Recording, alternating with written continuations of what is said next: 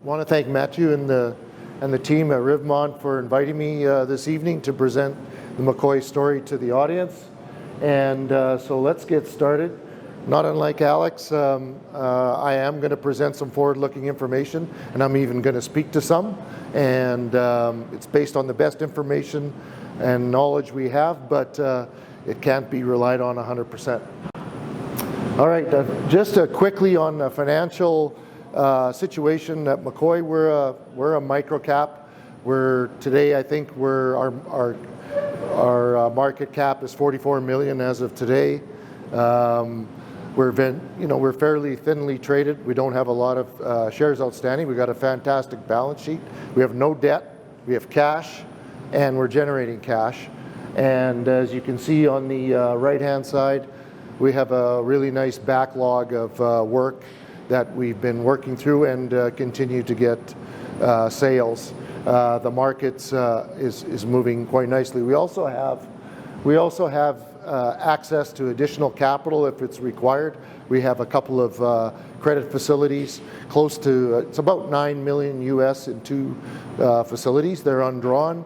They're at really good low, in today's terms, decent interest rates, but we've not had any reason to utilize them yet. All right, what does McCoy do? We're in the business of providing technologies and solutions to companies that run casing in wells. Every well that's drilled in the world has the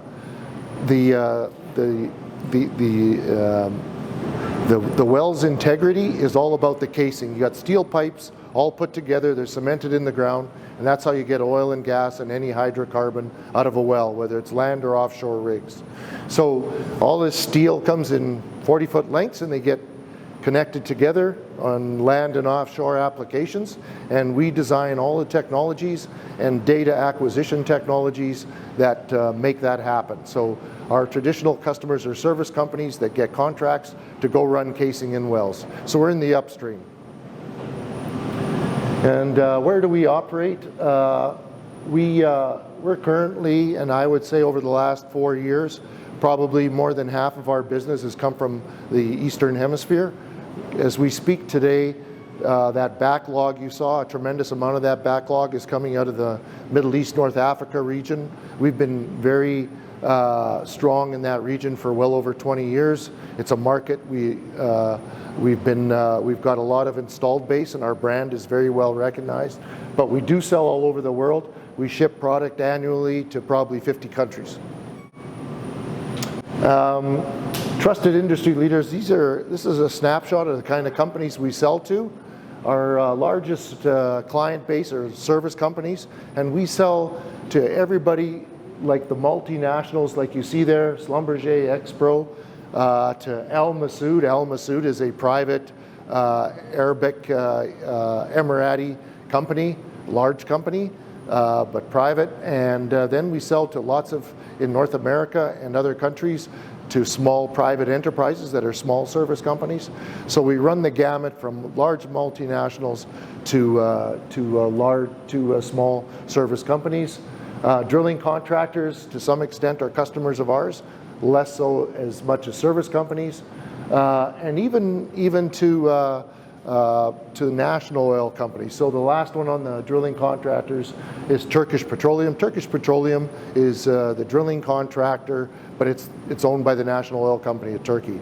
Petro-Vietnam would be another good example of a service company that is owned by the national oil company that we do business with. And then thread manufacturers and OEMs are another example of companies that we do business with. Tubular running services. So what's going on in our industry that's exciting now? National oil companies are looking for independence. The Middle East. Why is the Middle East so good for us? And the real basic way to describe it is, if you think about it, the large multinationals have owned that market for decades. When the Saudis and the Emiratis and the Libyans and the Egyptians all wanted to start extracting oil, they knew they had a lot of it.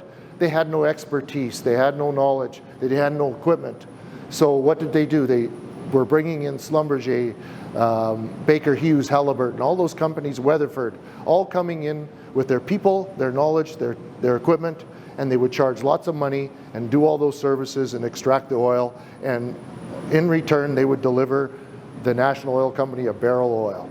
So that's how it went for decades. But what the national oil companies have been moving towards for some time now is they want more independence. They don't want large multinationals coming from the US making all that money, doing all that to extract a barrel of oil. They want that knowledge. They want the economy in their countries to be technical. They want that knowledge base in country. They want equipment to be produced in that country. So they're taking on a lot more work like that themselves. And I'll give you an example. One of our largest orders we've had in a while was last year. We announced it. It was a 14 million US order to a private Saudi company. In Saudi, they got a contract for 25 rigs to run casing. And they had to spend $14 million to buy everything. So to show you how committed they are to have more local content, they gave a 25 rig contract to the company that we sold the equipment to, and they'd never run one string of casing. They'd never done it before. The service company had done other things, but they'd never done this. But they were so committed to having local companies get in the business. So we sold them all the equipment, we trained them, showed them how to use it, and have continued to give them technical support. But now they're in the business, they're running casing. They had to hire a bunch of experts and people. But it goes to show you the trend that's going on. And because we're in that location, we're in that region, we've been there a long time, we've become the benefactors, because most of this change that's going on, we've had the ability to sell into the new players in the regions. And again, local content is important. A lot of our competitors that we have are American or Canadian, and typically companies that have single products that we compete with, but none of them have that distribution and technical support that we have in country. We have a great facility, and it's our fastest growing facility is in Dubai.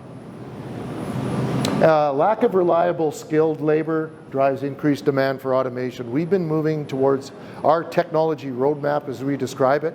We've been developing, we're automating the process of running casing, essentially. In our industry across the board, one of the biggest issues our clients, all of our customers, probably for the last 8 years specifically, have been dealing with is the lack of skilled labor. And it's just getting worse. There's so many people who do not want to get into this industry anymore, oil and gas. It's a tough racket to get on a rig and pull manual slips. It's dangerous and dirty, and it's minus 40 in northern Alberta, and it's plus 40 in Saudi. So there's a lot of reasons why people aren't attracted to the industry anymore. And it's just getting the labor, and the labor costs are just getting to the point where our customers, some of our customers are turning down work.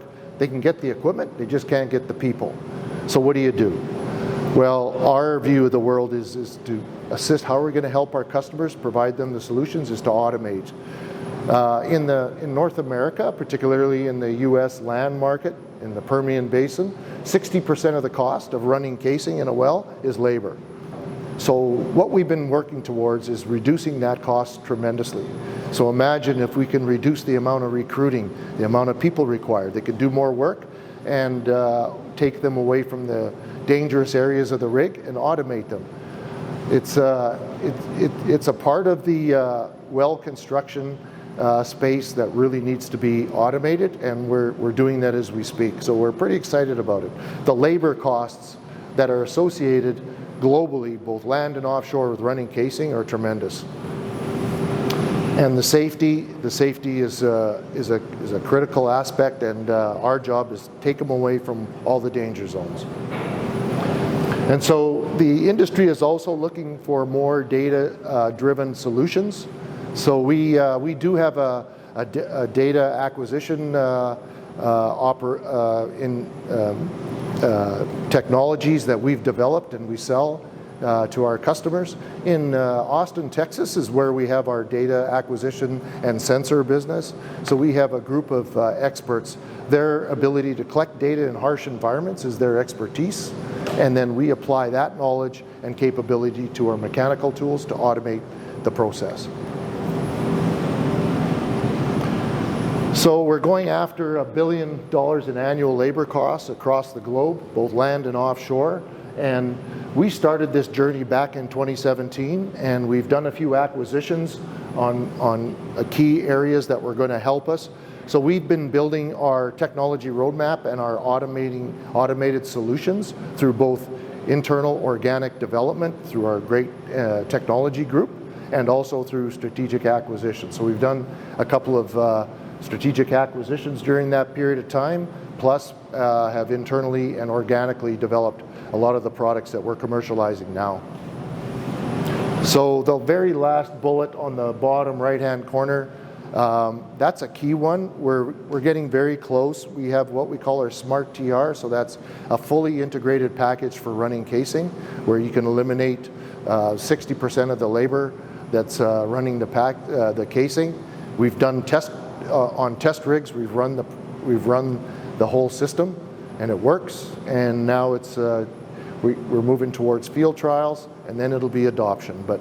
And the good thing is, through all of this exercise, we've developed individual technologies at the same time that we're selling today. And here, this is a kind of a laundry list of look at what our competitive landscape is. We all have competitors, and McCoy is no different.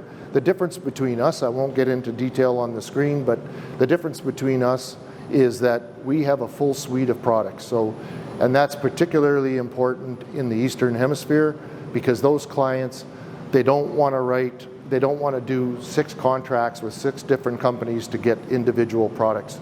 We're able to provide the full suite of technologies to our customers and support them regionally as well. And so, where are we headed? Increased data-driven decision making. Not only are we using all of that, the sensors and the data that we're collecting to automate the process, we're actually using that data to create post-job analysis, so they can look at how can they improve, make it more efficient next job, because we're going to have a lot more reporting coming out of all of the data that we're collecting. And reliable automation, remove that head count, and we want to solve the problem our customers are all having, and that's where the hell do they get this skilled labor to do the job. And our revenue is, this is how our revenue and our margins are distributed. If you look at our financials and look at our quarterlies and our revenues, you can pretty much count on 35 to 40% of our revenues coming out of aftermarket. Aftermarket is replacement parts and consumables and labor sales or tech support. So it's a steady income stream. Once we have that installed base of this equipment in various parts of the world, one of the nice things about our part of this industry is they're very committed to OEMs. So they're going to come to the OEM for their replacement parts, for their technical support, and their consumables. And so that's why it represents a significant portion of our revenue on a regular basis. And the margins are typically pretty good in that aftermarket revenue stream. The hydraulic power tongs and other capital equipment, that's more the legacy equipment. Hydraulic power tongs have been the technology that's been around for 40, 50 years. That is much more commoditized, so the margins are less, and that market is to some extent shrinking. Service and rental. Service and rental is a part of our business that's been growing. We never rented anything of our equipment in this industry until about 8 years ago. And then as companies and clients became more, contracts became shorter, so their capital allocation started to change. Can they buy all brand new equipment for a single contract if it's a year or less? If the days of the 3-year contracts are disappearing, so they have a hard time justifying the capital for a whole new set of equipment, so we've started renting. People are more attracted in that case. It's an OpEx, so they can rent the equipment. And our returns on rental are quite attractive, so we've been very happy with the growth. It's been a slow but steady growing part of our revenue stream.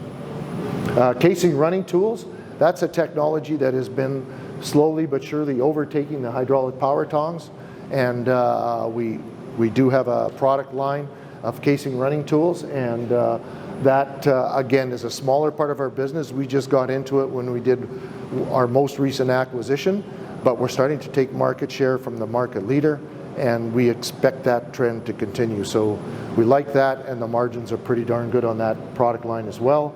Data acquisition and sensors, that's a business that's got very nice margins, and that's where our folks out of Austin, they develop these technologies. So what kind of data do we collect? When you're running casing, you got to collect the data on every joint, every connection that's made, threaded connections. And so our software not only allows the operator to monitor the makeup and make decisions, but our software takes over for the final makeup and completion of that connection. And finally, I think this is finally our recent initiatives crystallize the value of the company's real estate, and I think that's a good example as to what Alex was describing when it comes to directors and engagement. When Alex came on our board, he looked at our balance sheet, looked at our assets, and it was actually his recommendation to say, look, we've got this. When we did the acquisition in Austin, we actually acquired the land and buildings as part of the deal. And we're not in the real estate business. But the value of that real estate from when we acquired it to when it was recommended, and Alex strongly read, why don't we monetize that? Because the market is not recognizing us for the value of that increased value. It doubled in value from the time we acquired that business. So there's a good example of digging in and making a recommendation. We acted on it, and we did pretty darn good, Alex. We sold it for twice of what we paid for it. And to how important that is, when we bought that whole company, including all of the assets, the going concern business, and the land and buildings for $6.5 million US. We sold the building for $6.5 million US. So in the end, we bought the company for nothing. And then introduced a return on invested capital. So ROIC is one of our key metrics that we are measured by as a management team, and it's interesting because this is something we hear a lot even from our customers. If you talk to anybody at Baker Hughes or any other service company that we deal with, return on invested capital is something that's on the front of a lot of the minds of the senior management teams of those companies. And this industry generally does not have a solid history through the cycles of providing good return on invested capital. But I think there's not only an urgency, but a strong desire going forward. And I think you're seeing a lot of good discipline, particularly with the E&Ps, where's the benefit to the shareholders is a real focus of these businesses, and not just taking all that cash flow and putting it back into the ground and hoping the price of oil hangs in there. There's got to be a reasonable expectation and our job is to make sure that shareholders, people like yourselves, are interested in this industry and can have the expectation of really good returns. And our strategic priorities: position the business to achieve double-digit returns on invested capital through the cycles. Our cost of capital as a little company, and with the current interest rates, is pretty high. So we have a pretty big hurdle to jump over to achieve to invest and get results that provide the returns on capital higher, or at least meeting our cost of capital. And successful commercialization and adoption. In our business, like any other industry, it's like electric cars or anything. When you introduce a new technology, the real key is adoption. You can invent the greatest technologies and automate things, but you can't force them to buy it. They need to understand what's the value. We believe we don't create a strategy around building something and expecting people just to buy it. We build it around solving a problem. We listen to our customers, find out what the problem is, and then design the technologies that solve that problem. We've been much more successful when we do that. And that's it.